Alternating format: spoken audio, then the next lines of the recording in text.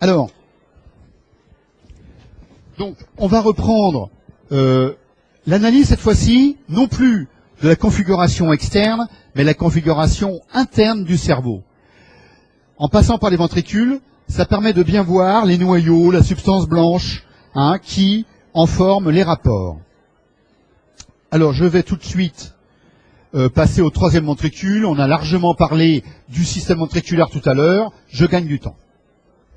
Le troisième ventricule, c'est la cavité épendymaire du diencéphale. Alors, le troisième ventricule. Imaginez le troisième ventricule comme un espèce de couloir étroit en plein milieu du cerveau.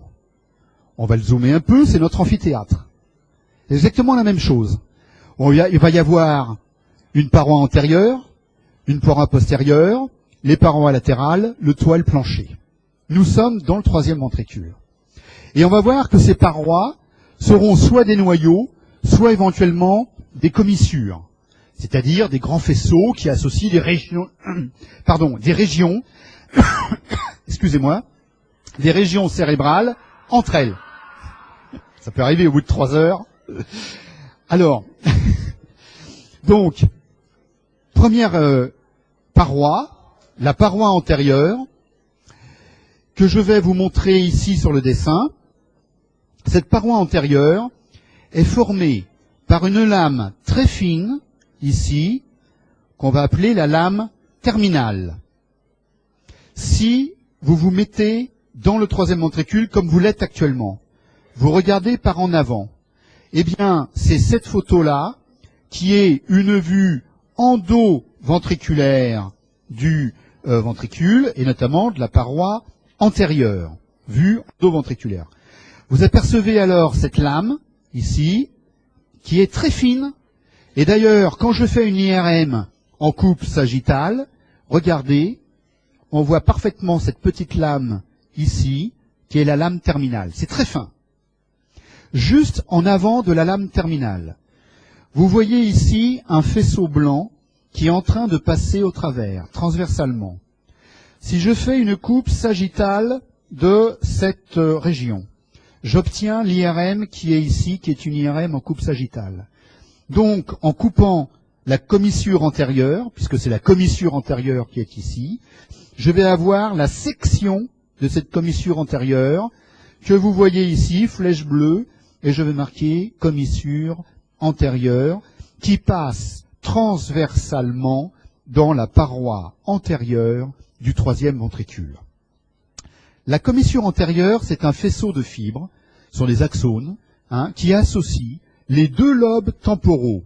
Commissure antérieure associe les deux lobes temporaux et notamment les deux noyaux amygdaliens, les deux amygdales, lobes temporaux et amygdales. Donc ils vont de droite à gauche et redescendent dans les lobes temporaux. Voilà déjà pour cette paroi antérieure qui est très fine et que vous voyez comme ça en vue antérieure. Mais aussi, vous pouvez vous dire, c'est bizarre, il y a quelque chose ici qu'on voit au-dessus, c'est la section d'une espèce de poutre qui est dans le toit du ventricule, donc dans le toit de l'amphi ici, et cette poutre, c'est un faisceau de fibres qu'on va appeler le fornix. Eh bien, ce fornix est très bien visible sur l'IRM. Regardez, ces faisceaux de fibres que vous voyez ici. Voilà. Ça, c'est le fornix. Et cette poutre va se diviser en avant et en arrière en deux piliers. Alors, en avant, c'est les deux colonnes du fornix. Donc, imaginez la poutre qui est là-haut, et puis qui va redescendre. Je crois, j'ai dû vous mettre une reconstruction en 3D faite par Hélène Fournier, donc la graphiste avec qui on a fait Neuronat. Ici, vous voyez la vue supérieure du fornix, avec le corps du fornix de là à là, tout ça c'est le corps du fornix, d'accord? Et tout d'un coup, en avant, les deux colonnes du fornix qui descendent, comme ça, les deux colonnes du fornix, colonnes, voilà, et qui vont aller se terminer sur deux noyaux du plancher du troisième ventricule qu'on va voir tout à l'heure, qui sont notés en rouge ici, la flèche rouge, c'est les deux corps mammillaires. Les corps mammillaires. Voilà. Alors, d'où viennent les fibres de ce fornix? Eh bien, elles viennent en fait de l'hippocampe qu'on a vu tout à l'heure, la 5e circonvolution temporale. Et vous voyez, tout à l'heure, j'avais décrit l'hippocampe comme une structure allongée qui était plus grosse en avant, parce qu'il y avait la tête de l'hippocampe, voilà, plus grosse. Surtout, j'avais dit qu'en avant de l'hippocampe et un peu au-dessus, il y avait l'amygdale, le complexe amygdaloïde, qui est en avant et un peu au-dessus. Là, on est à l'intérieur du lobe temporal, dans la 5e circonvolution temporale, partie supérieure, vous vous rappelez, on vient de le faire tout à l'heure. Bon, eh bien, tout le long de la face interne de cet hippocampe, en bleu, vous avez ici, vous avez ces fibres qui longent l'hippocampe, qui viennent de l'hippocampe, qu'on appelle la fimbria. La fimbria. Donc ce sont les axones qui viennent de l'hippocampe et qui vont longer l'hippocampe et former une partie de ce fornix. Donc regardez comment elles montent, les fibres. Fimbria à gauche et fimbria à droite. Tous ces axones sont en train de remonter pour former le corps du fornix. Et comme vous le voyez, on vient de le voir tout à l'heure, là ils viennent au fond du 3e ventricule, partie postérieure, passer au-dessus, et puis arriver en avant, hop, on redescend, c'est les deux colonnes du fornix, c'est toujours les mêmes axones, ce sont les axones qui venaient de l'hippocampe, et qui forment ce grand trajet en alcôve en fait, ce trajet courbé, et qu'on appelle le fornix d'une manière globale, et qui a compris la fimbria, le corps et la colonne du fornix. C'est le même axone qui fait tout ce trajet, depuis l'hippocampe. C'est donc un moyen d'envoyer des informations de l'hippocampe au corps mammillaire. Est-ce que, peut-être qu'on vous a parlé, parce que je crois qu'en P1 on vous en parle un petit peu, du syndrome de Korsakoff, ouais. Eh bien voilà, le corps mammillaire, c'est le noyau qui est dans le plancher du 3e ventricule, donc par terre dans notre amphi, le plancher du 3e ventricule, qui a reçu les informations de l'hippocampe et qui, lorsqu'il est détruit, casse cette espèce de boucle résonante dans laquelle circulent les informations qui vont être mémorisées. Donc on va revenir bien sûr sur tout ça, vous inquiétez pas, c'est le circuit de Papez, c'est un élément du circuit de Papez, on y reviendra plus tard. Alors, du coup, ici, je vous disais, on voyait sur cette photo la coupe du corps du fornix, mais là c'est une vue postérieure de la coupe, et surtout, on voit comment ce corps du fornix se divise en deux colonnes du fornix, qui partent comme ça, descendre vers le plancher, et ça ce sont les colonnes du fornix. Voilà. Alors maintenant je vais passer à la paroi. D'ailleurs, regardez, sur cette diapo, vous avez vu la commissure antérieure qui passe comme ça en travers, en avant des deux colonnes du fornix. D'accord? Maintenant, la paroi postérieure, au fond de l'amphi. La paroi postérieure, elle est centrée sur une glande, la glande pinéale. Donc, glande pinéale. Si vous voulez, on va mieux regarder sur la vue d'ensemble. Je vais, pour que votre dessin sur le poly soit bien légendé, je vais replacer, pour que tout soit bien clair, les structures fondamentales pour comprendre. 1. Cette structure qui va d'avant en arrière, puisque l'arrière est ici, l'avant est ici, eh bien ça, vous avez compris que c'était le corps calleux. D'accord? Ensuite, la structure qui est située en dessous ici, c'est le fornix. Voilà, FO, fornix. Ensuite, on a vu la commissure antérieure qu'on a vu tout à l'heure, CA, commissure antérieure, il n'y a pas de problème. D'autres choses que vous pouvez reconnaître, que vous connaissez déjà, c'est au niveau du mésencéphale, les petites boules qui sont en arrière, dans le tectum mésencéphalique, c'est les colliculus. Colliculus supérieur, colliculus inférieur. Donc c'est bien l'étage du mésencéphale qui est ici, voilà, avec d'ailleurs un nerf qui sort, et ça, le nerf qui sort en avant du mésencéphale, c'est bien la 3e paire des nerfs crâniens qui émergent en avant. Le nerf oculomoteur, qui est le nerf de la verticalité, le nerf du releveur de la paupière supérieure. Quand on a une paralysie du 3, la paupière tombe, c'est ce qu'on appelle un ptosis, et à 10 mètres, on fait le diagnostic. l'œil qui est comme ça, et donc paralysie du 3. En sachant que l'adduction est aussi paralysée pour un 3. En sachant qu'un 3, il est parasympathique. Il est parasympathique, c'est-à-dire qu'il commande le myosis, le 3. Et donc, lorsque on a une atteinte du 3, il ne peut pas y avoir de myosis, mais le sympathique, lui, continue à travailler. Et le sympathique entraîne une mydriase. Donc une paralysie du 3 s'exprime par une mydriase, activité du sympathique. D'accord? Ptosis et mydriase et paralysie de l'adduction, A2D, c'est vraiment des symptômes de la paralysie du 3. D'accord? Voilà, ça c'est des choses tout à fait... voilà. Typiquement, quand vous apprenez un nerf crânien, ça c'est des points anatomiques à apprendre, parce qu'ils vous sont utiles pour l'examen clinique et la sémiologie de la paralysie des nerfs crâniens. Je reviens à mes moutons. En arrière, donc, il y avait cette petite glande pinéale. Latéralement, il y a une saillie qu'on va voir tout à l'heure, dans la paroi latérale, un gros noyau, et ce gros noyau ici, c'est le thalamus. Mais il est dans la paroi latérale, dans les murs droits et le mur gauche de l'amphi. C'est les deux thalamus. On pourrait dire les thalamies pour bien parler. Eh bien, regardez une macrophoto qui va permettre d'agrandir cette région postérieure. Vous voyez le colliculus inférieur, le colliculus supérieur. La cavité qui est ici, c'est l'aqueduc cérébral, la cavité du mésencéphale. Là, on est dans le mésencéphale, évidemment. Et puis, tout d'un coup, l'aqueduc, lui, va s'ouvrir dans le troisième ventricule, bien sûr. Et vous voyez alors apparaître la glande. Tiens, c'est marrant, j'ai plus mes menus. Ah, voilà. Donc, vous voyez apparaître la glande pinéale en arrière qui forme la paroi postérieure. Cette glande pinéale, comme vous le voyez, je vais peut-être effacer un peu, la glande pinéale, elle donne deux prolongements. Regardez. Un prolongement vers le haut et un prolongement vers le bas. Le prolongement vers le bas, c'est un prolongement qui va se prolonger avec le tectum mésencéphalique, qui atteint le tectum mésencéphalique, les colliculus là. D'accord? Bon. Prolongement vers le bas. Pourquoi j'en parle?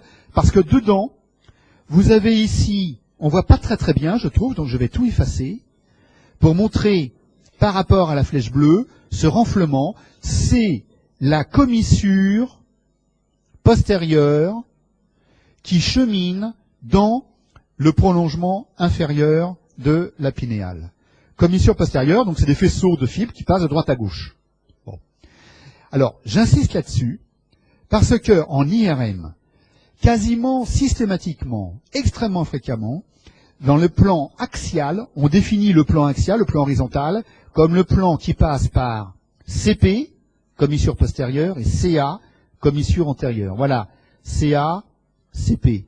Et la ligne pointillée, c'est le plan de référence qu'on va caler en IRM, et à partir de là, on fait la pile de coupe axiale, horizontale, ou axiale, qui est parallèle au plan CA-CP, commissure antérieure, commissure postérieure. CA-CP. Donc ça, c'était le prolongement inférieur, où on avait CP qui traversait le prolongement inférieur. Le prolongement supérieur, lui, il va donner donc ici une petite strie qu'on appelle la strie médulaire, hein, ou abénula. Alors, ça, bon, ça a un certain intérêt, mais je crois que ça, aujourd'hui, c'est pas la peine d'en parler. Mais simplement, pour nous, ce qu'il faut retenir, c'est que cette strie médulaire, elle chemine sur le thalamus, parce que c'est le thalamus qui est là, hein, voilà, donc là c'est le thalamus qui est là. Tout ça c'est le thalamus en fait, hein, et donc elle chemine sur le thalamus, d'arrière en avant, voilà, et surtout, elle représente le toit du troisième ventricule. C'est-à-dire que le toit, à droite et à gauche, regardez, cette petite strie, cette abénula, voilà, hein, qui part du prolongement supérieur de la pinéale, eh bien, le toit est tendu entre ces deux régions, entre les deux stries médulaires. D'accord? Cette vue est très belle, parce que vous regardez par-dessus, hein, mon œil, il est là, je vais vous montrer, je fais une vue comme ça, voilà, et j'ai enlevé le corps calleux. Donc je vois quoi? Je vois la pinéale, en coupe, c'est la même, et je vois, du coup, entre les deux, je plonge le regard dans le troisième ventricule entre les deux, et là, c'est la vue supérieure du thalamus. Et le thalamus, ici, TH, vu par-dessus. Et entre les deux thalamus, vous avez ce couloir étroit qui est le troisième ventricule. Et quand vous regardez le plancher du troisième ventricule, donc ici, en arrière dans le plancher, tout en bas, vous avez, mais en arrière, c'est l'orifice, ici, de l'aqueduc cérébral. C'est l'orifice, donc il y a le mésencéphale en dessous, et l'aqueduc cérébral qui se débouche dedans. D'accord? Et tout ça en bas, c'est le plancher du troisième ventricule qui a l'air de glisser, là, un véritable toboggan, on verra tout à l'heure, l'infundibulum, vers l'avant. Voilà.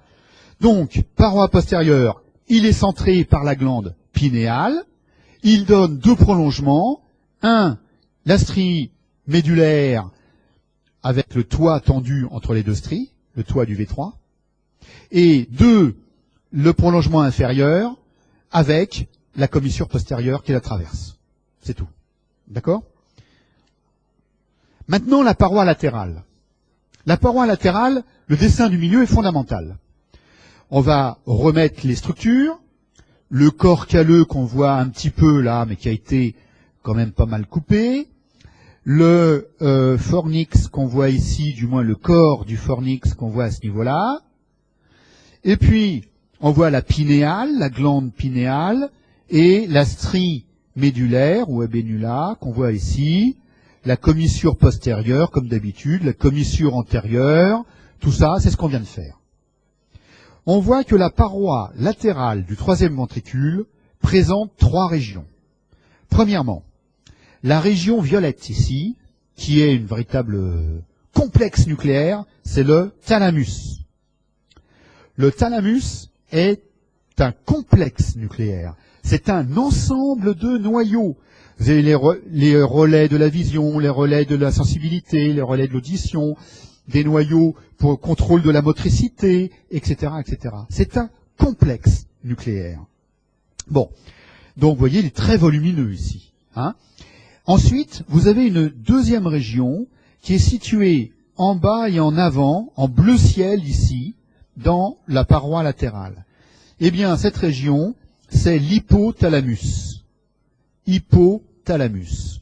En bleu ciel sur turquoise sur le dessin.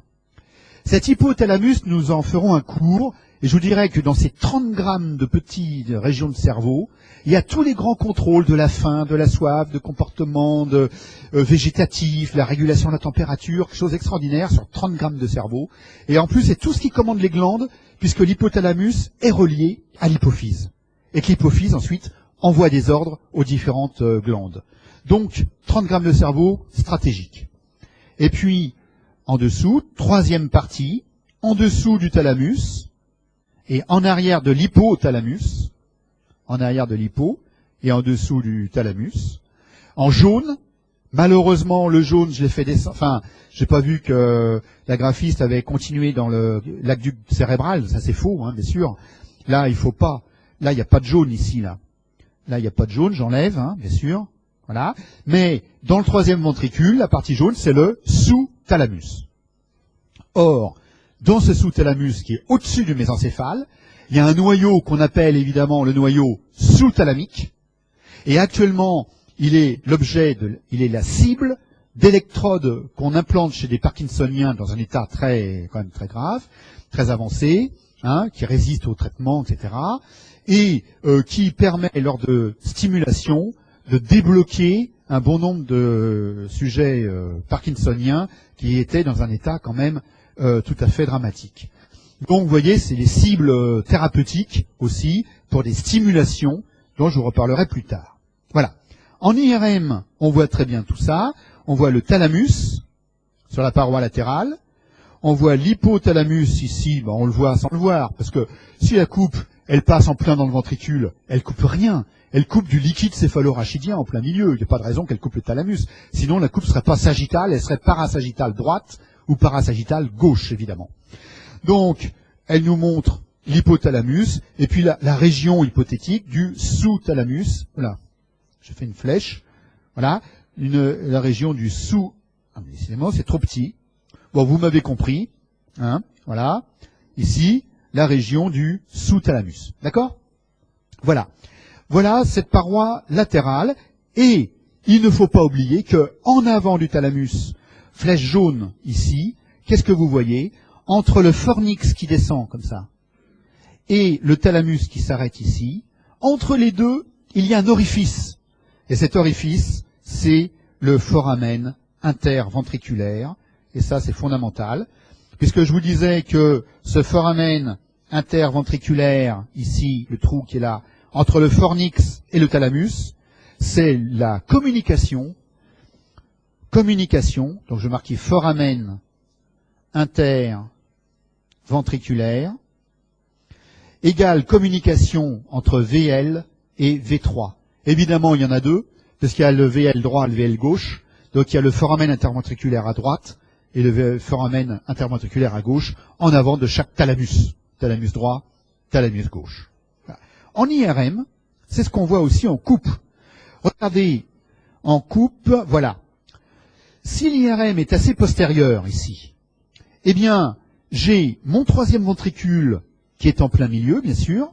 Ça, c'est la cavité diencéphalique, qui est bordée par une petite masse grise qu'on voit pas très bien, je l'avoue, de chaque côté. C'est le thalamus. Et sous le thalamus, selon l'endroit où je suis, coupe antérieure, coupe postérieure, eh bien, j'ai soit du sous-thalamus, soit de l'hypothalamus dans la coupe. Ça dépend si je suis en avant ou en arrière.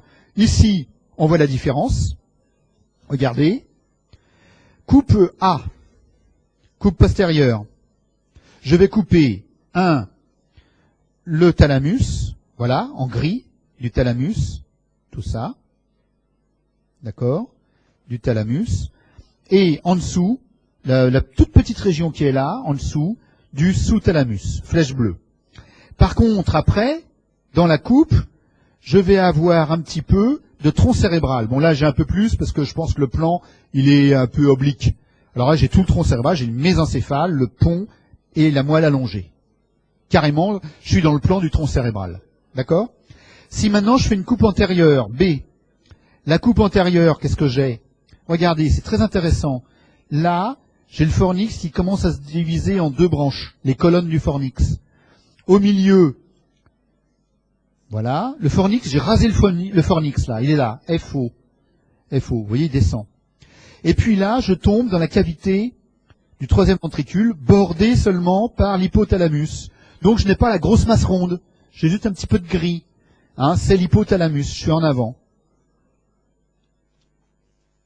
Enfin, il nous reste le plancher. Le plancher sur lequel vous êtes, c'est la même chose, l'analogie. Ce plancher, il descend, comme dans l'amphi. Il descend avec cette région qu'on appelle l'infundibulum en avant. On va décrire dans le plancher, donc, différentes parties. En avant, on va décrire d'abord le chiasma. Vous voyez, si je coupe là, voilà, on coupe comme ça. Eh bien, j'ai d'abord le chiasma. Chiasma optique. Ça, on est juste à la jonction entre la paroi antérieure et le plancher. La vue qui est au milieu. La vue qui est au milieu ici, c'est une vue, votre œil, il est comme ça. Vue inférieure, exoventriculaire. Alors vous voyez le dessous. Vous voyez en avant le chiasma, ici. C'est ça.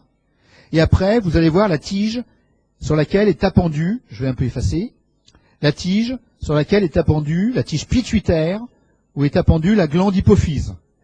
Donc là, vous avez la tige pituitaire, la glande hypophyse. Et la région qui descend, c'est la région de l'infundibulum. D'accord? Ensuite, vous reculez. Et en arrière, c'est la région du tubaire, en arrière de cette région. Donc, voilà, le tubaire, c'est toute cette partie-là. Le tubaire. Et après, flèche jaune, vous tombez sur ces deux boules qui sont là. Ce sont ces noyaux, les corps mammillaires. Voilà, les corps mammillaires en coupe sagittale, qui reçoivent les colonnes du fornix de tout à l'heure. Donc dans le circuit de Papez, là, le syndrome de Korsakoff, atteinte des corps mammillaires, c'est eux, dans le plancher du troisième ventricule. Vous voyez? Là, c'est de l'hypothalamus tout ça. Les corps mammillaires appartiennent à l'hypothalamus. Le plancher, là, tout ce plancher, c'est de l'hypothalamus. Corps mammillaire, tubaire, infundibulum, tout ça, c'est de l'hypothalamus. Bon. Donc, voilà vos structures. Je récapitule. 1, le chiasma. 2, l'infundibulum. 3, le tubaire. 4, le corps mammillaire. Et après, qu'est-ce qu'on a? C'est le mésencéphale qui fait sa jonction. Donc voilà, c'est la fin du mésencéphale. Et c'est fini. Voilà. Voilà ici la photo, en macro-photo, de cette région. Alors vous avez reconnu peut-être, ici, le trou qui est là, qui est compris entre, en arrière, le thalamus. En avant, regardez la colonne du fornix qui est en train de descendre là. Ça, c'est le fornix qui est là. Vous voyez? Donc la colonne du fornix en avant, le thalamus en arrière, et le foramen interventriculaire entre les deux. D'accord? L'hypothalamus ici, et le sous-thalamus plus en arrière. Voilà. Et vous voyez, la tige a été arrachée. Pas de tige pituitaire, pas vraiment d'infundibulum. Le tubaire, qui est en avant du corps mammillaire. Et voilà. Ça, c'est pas très compliqué. On arrive au toit du ventricule. Alors, le toit, là-haut, simple. Le toit, c'est déchiré. Alors, il n'y a pas de blanc, il n'y a pas de gris, il n'y a rien. Donc, quand le toit s'est déchiré, comme ça, on a la place de l'épithélium. L'épithélium épendymère. Voilà, c'est tout. Alors, regardez. Alors, méfiez-vous. Le dessin que vous avez là, dans le poly, qui est le même que j'ai ici. Ce dessin, bon, c'est pareil, j'aurais dû demander au graphiste d'éviter de le faire. Les deux thalamus, normalement, à un endroit donné, ils peuvent fusionner. Ils fusionnent. Ce qu'on appelle l'adhésion interthalamique. Bon, ça n'apporte que de la complexité, là. Mais c'est vraiment pas notre problème. Normalement, s'il y a un troisième ventricule au milieu, il n'y en a qu'un, évidemment. Sauf que là, il y a une petite adhésion entre les deux. Voilà, je vous signale simplement ça. Eh bien, le toit du troisième ventricule, il est tendu entre les deux stries médulaires. Petit triangle qu'on voit ici. Et là, on a le toit. C'est l'épithélium qui tapisse donc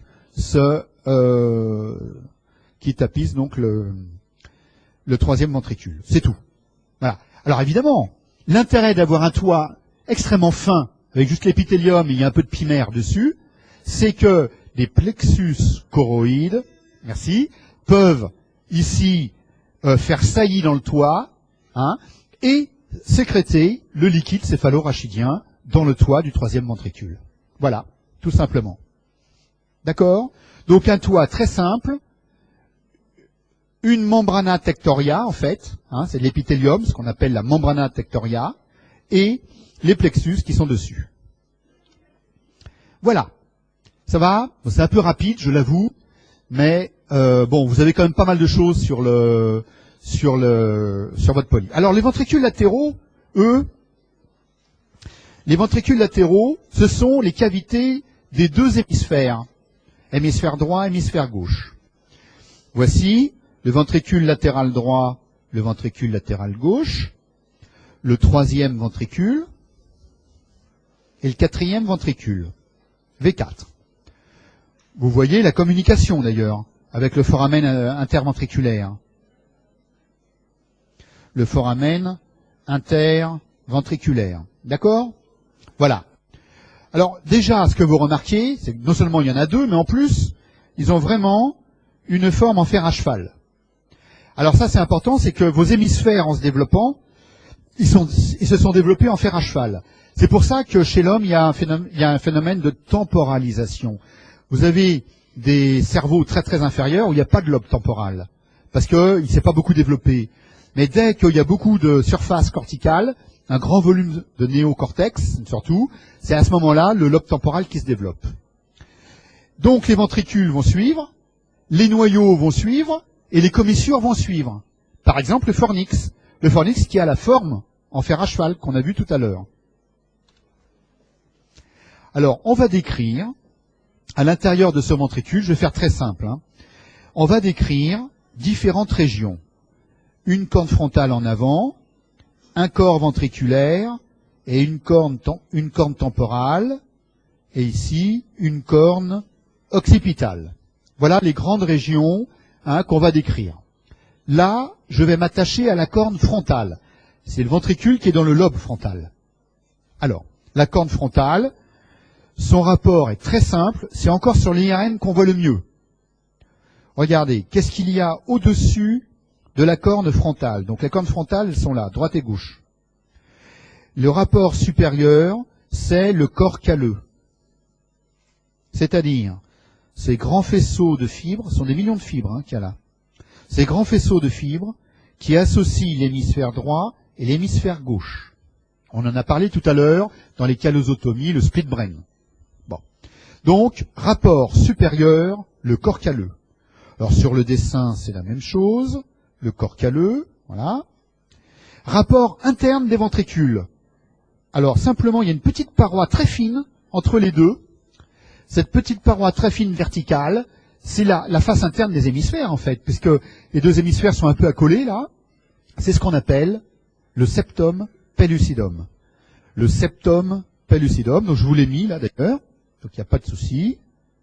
Septum pellucidum, c'est la petite flèche turquoise ici qui montre cette cloison sagittale. Et enfin, le rapport plus externe et inférieur, c'est ce noyau gris qui est le noyau caudé.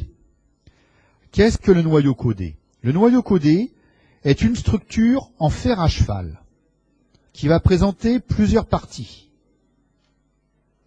Si je le regarde en profil, avant, arrière, je vais lui décrire plusieurs régions à ce noyau caudé.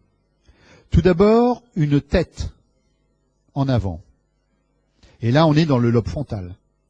Ensuite, un corps, le corps du noyau caudé, plus en arrière. Vous voyez qu'il est plus petit. Seule la tête est très volumineuse. Et là, on est dans le lobe pariétal. Et puis, tout d'un coup, ça descend, et on arrive dans le lobe temporal, c'est la queue du noyau caudé. Et là, on est dans le lobe temporal. C'est-à-dire que si j'avais le cerveau, il serait quelque part comme ça, vous voyez, avec le lobe frontal, le lobe temporal, en dessous, etc. Donc ici, la substance grise qui longe le ventricule, et d'ailleurs, c'est le noyau caudé, d'ailleurs le noyau caudé longe tout le temps le ventricule, hein, il a la forme du ventricule. Voilà. Donc vous l'avez ici, c'est le noyau caudé. C'est la coupe à ce niveau-là, au niveau de la tête. Vous avez ce gris qui est ici. Sur votre dessin, pour vous y retrouver, c'est cette région-là. C'est la tête du noyau caudé. La tête du noyau caudé. Si maintenant vous allez un peu plus en dehors, donc tête du noyau caudé, toujours. Voilà. Si vous allez un peu plus en dehors, vous allez tomber sur un autre noyau qui est carrément plus en dehors, et qu'on appelle ici le putamen. Alors simplement, ils ont fusionné en bas, vous laissez tomber pour l'instant. Et ça, c'est le putamen. Vous le voyez ici très bien, en gris. Voilà. Et vous voyez même une autre petite formation, moins dense, qu'on va appeler le globus pallidus. Donc, on le voit ici. Voilà. Vous voyez le putamen et le globus pallidus. Alors là, je vous décris des structures qui ne sont pas en relation avec le ventricule. C'est plus loin, plus éloigné. Ça me permet d'introduire ces nouvelles structures, pour l'instant, dans la configuration interne. En ce qui concerne le ventricule, la seule chose qui m'intéresse, c'est 1. En haut, le corps calleux. 2. En dedans, le septum pellucidum. Et 3. En dehors, la tête du noyau caudé. C'est tout. D'accord? Alors maintenant, on va aller un peu plus en arrière et on regarde une coupe, cette fois-ci, là, au niveau du corps ventriculaire, plus en arrière. Corps ventriculaire. Alors, c'est un peu pareil. Juste au-dessus, c'est le corps calleux qui passe au-dessus. Voilà le ventricule. Gauche et droit. Au-dessus, le corps calleux. Donc ça c'est facile en coupe coronale, bien sûr. En coupe coronale. Donc là, on est en train d'apprendre à lire l'imagerie. À analyser vraiment l'IRM que vous voyez tous les jours en euros. C'est très important pour vous d'arriver à bien lire ces IRM. Donc, en dedans, vous voyez cette petite lame, ici, cette petite lame verticale, c'est, comme d'habitude, le septum pellucidum. Ça, c'est pareil, comme d'habitude. Elle est là dans le dessin. Septum pellucidum. D'accord? Dans votre dessin, c'est une cloison sagittale. Et vous remarquez où elle est tendue, la cloison? Elle est tendue entre le corps calleux qui est en haut et le fornix qui est en bas. Car cette partie-là, flèche rouge, c'est le fornix que vous voyez là. Et d'ailleurs, sur l'IRM, vous voyez très bien le fornix ici. Vous le voyez parce que ce sont des fibres blanches très denses, et donc l'IRM le montre en hypersignal pondéré en T1. Donc vous voyez très très bien. En dessous, bien sûr, c'est le troisième ventricule qui est là, la cavité que vous voyez ici. Tout ça, c'est du troisième ventricule. D'accord? Voilà. Sur le dessin, même chose. Corps calleux, CC. Septum pellucidum en dedans. Et en bas, c'est le fornix. Et qu'est-ce que vous remarquez en dehors? Sur l'IRM, qu'est-ce que vous allez voir? Ici, en gris, vous voyez le noyau codé. Le noyau codé, à droite et à gauche. Voilà. Donc c'est ce qu'on voit ici, le noyau codé, sur votre dessin. Vous pouvez bien annoter. Sur le dessin ici, c'est le noyau codé. Voilà. Et comme vous le remarquez, le noyau codé longe tout le temps le ventricule latéral. La corne frontale, le corps ventriculaire, la corne temporale. Sur ces trois régions, il y aura toujours du noyau codé en rapport avec le ventricule latéral. Simplement, je voulais vous montrer le plancher de ce ventricule. Eh bien, comme vous le remarquez, entre le fornix qui est en dedans et le noyau codé qui est en dehors, il n'y a rien. Il n'y a rien. C'est juste une membrana tectoria qui est soulevée par des plexus choroïdes. Donc, vous avez effectivement ce rapport important au plancher des ventricules latéraux, enfin du corps ventriculaire. Dans le plancher, nous avons les formations plexiques. Ok? Voilà. Là, je vous ai eu, j'ai dit plexique. Alors, le carrefour ventriculaire. Dernier point. Enfin, avant-dernier. Le carrefour ventriculaire, c'est simplement la partie descendante du ventricule où il y a convergence entre le corps ventriculaire, la corne occipitale et la corne temporale. Alors, ici, c'est le carrefour ventriculaire. Simplement, il est remarquable en coupe coronale par le fait qu'on le sectionne tangentiellement, et donc on a ici une très grande étendue de la coupe du carrefour de haut en bas, qui en haut va rejoindre cette région, elle va rejoindre le corps ventriculaire, et en bas, cette région va rejoindre la corne temporale. Tout simplement. Le corps ventriculaire en haut, la corne temporale en bas, et là c'est tout le carrefour. Donc c'est très caractéristique en IRM, regardez, où on voit cette grande étendue de ventricule qui correspond au carrefour. Et qu'est-ce qu'il y a entre les deux? Le corps calleux, qui ici est très volumineux, car la partie postérieure du corps calleux forme ce qu'on appelle le splénium. Le splénium. Voilà un corps calleux vu d'avant en arrière, je vais vous le dessiner, vite fait. Avant, arrière, et on regarde le corps calleux. Alors le corps calleux, il va partir comme ça. Hop. Ici, on va avoir ce qu'on appelle le rostrum du corps calleux. Le rostrum du corps calleux. Après, on va avoir une partie qu'on appelle le genou du corps calleux, donc qui est d'ailleurs un peu plus volumineux que ça. Je vais peut-être faire une petite marche arrière. Voilà. Donc le genou du corps calleux, le corps du corps calleux, et tout d'un coup, une partie plus volumineuse. Donc ça, c'est le genou. Le corps, en fait, normalement, on devrait dire le tronc. En latin, c'est truncus. Hein, bon, donc le corps du corps calleux. Et en arrière, c'est le splénium du corps calleux. Vous voyez, c'est un corps calleux est étendu d'avant en arrière. Ça ne veut pas dire qu'il réunit l'avant et l'arrière. Il est formé de fibres qui vont de droite à gauche, hein, des fibres transversales, hein, attention. Il y en a tellement, il y a des millions de fibres dedans, qu'il est du coup étendu d'avant en arrière. Mais il est de nature transversale, droite-gauche et gauche-droite. Ok ? Voilà. Alors, carrefour, et on termine par la corne temporale du ventricule latéral. Alors, sur cette dernière image, on va voir, il faut essayer de la localiser. Alors, c'est par l'IRM qu'on va y arriver. Coupe coronale du cerveau. Vous avez reconnu peut-être, ici, la cavité qui est là au milieu, c'est bien le troisième ventricule.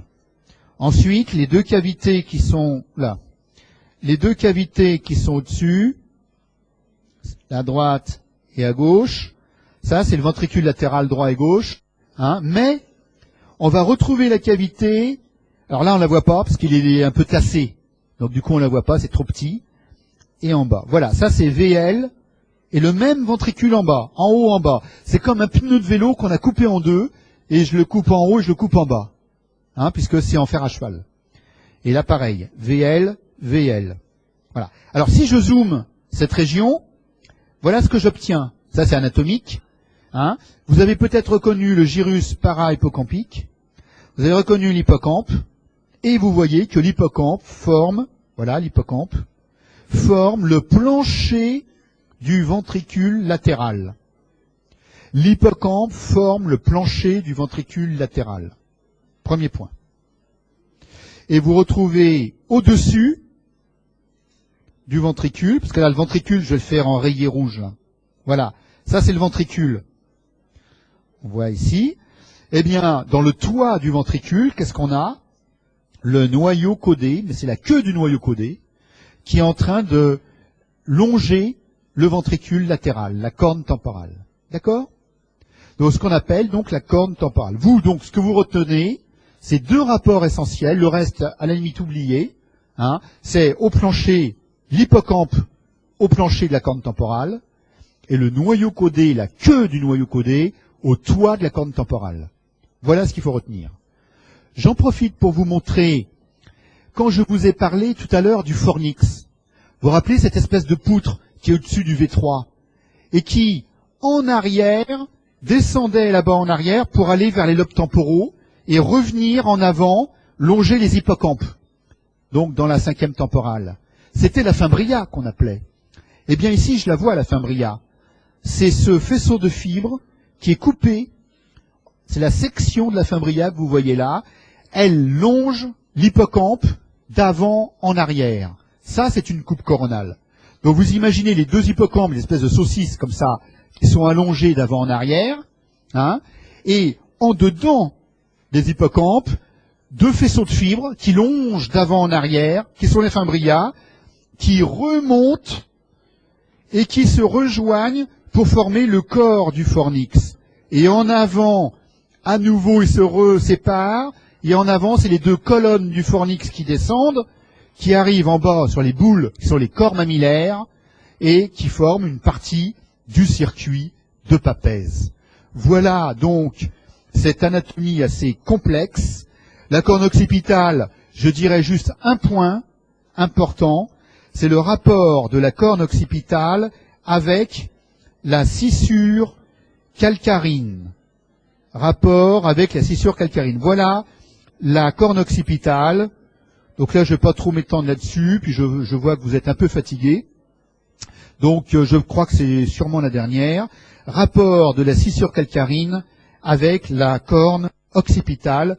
C'était donc le point important. Et ce sera le dernier point de cette anatomie des ventricules. Voilà. Merci. Et merci beaucoup pour votre attention. C'était très sympa. Et